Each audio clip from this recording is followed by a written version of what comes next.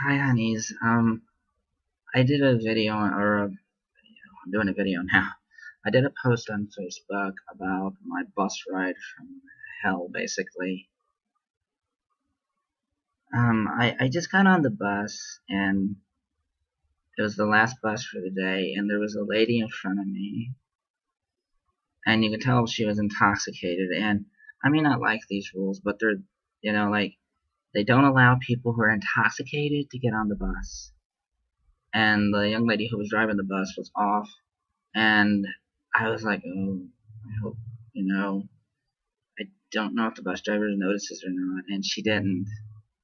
And as we were getting ready to take off, she started to light a cigarette in front of me while I was behind her. And the smoke fell back in my face. And I was like, oh, God, quit smoking, And I did it as a reaction because I'm actually allergic to smoke.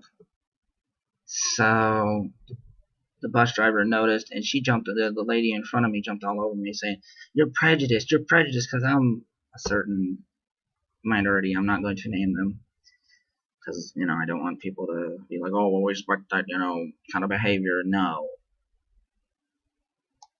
but besides, her race or whatever didn't matter. Fact is, she was drunk, and then she just started. She noticed. She said, "You're gay or transgender, aren't you?" And I looked and I said, "What is it to you?" And she's like, oh, God, you're one of those freaks. You're a freak. God, you're a thing. She said, I want to beat you up. And the bus driver said, all right, that's it. Get off. She said, you threatened someone. She said, you threatened a minority. She said, get off the bus.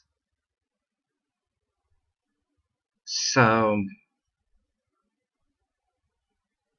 she was being escorted off, and one of her friends and about four other people were like, what about that thing? Shouldn't it get off? And I was like, it? I said, I'm a human being, darling. I said, you're not much of one. You're more like trash. And I said, oh, by the way, I said, just because you are who you are doesn't give you a right to be a bigot. And they all got quiet pretty quick. And that is something I don't like. I don't like when people think, well, I'm a minority, so therefore I cannot be prejudiced. Oh, darling, you are so wrong. You are so wrong. I mean, there's just, I don't know, this really upset me. And my doctor already told me I have to avoid stress because of my elevated white blood cell count and stuff. So I just try to avoid that now. I do.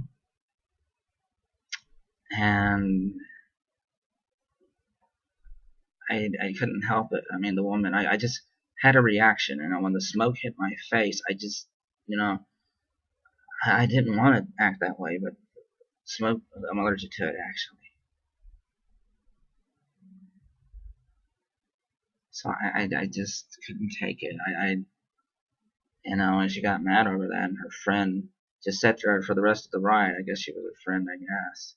She kept looking at me and stuff, and I just finally just started staring. I said, that's rude, right? I said, come on, you want to have a staring contest? So she just looked away and stuff, and I just was like, there's something. I gotta say this. The minority community, no wonder we all don't get nothing done. We're at each other's throats.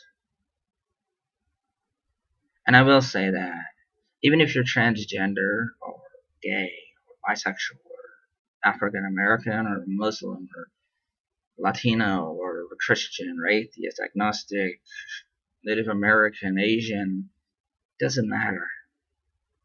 You can be prejudiced. You can be sexist, racist. There are a lot of gay men who are very transphobic. So I don't. I wish you people would just put your differences aside. If you don't want to be gay, transgender rights, or whatever, alright. I understand if you may not agree with us. Well, I mean, lifestyle, not rights, my bad. But it does make me mad that, a lot of you have faced the same kind of discrimination that transgenders and gays do, and yet you haul off homophobic and transphobic slurs and That doesn't make any sense to me. I hope we can start to unite and come together, at least for the most part, and start to fight the real enemy, and that's, how mainstream society views minorities, and it is the, white culture, this white privilege. But yeah, we can't seem to agree on nothing, and that's why we're not getting anything done.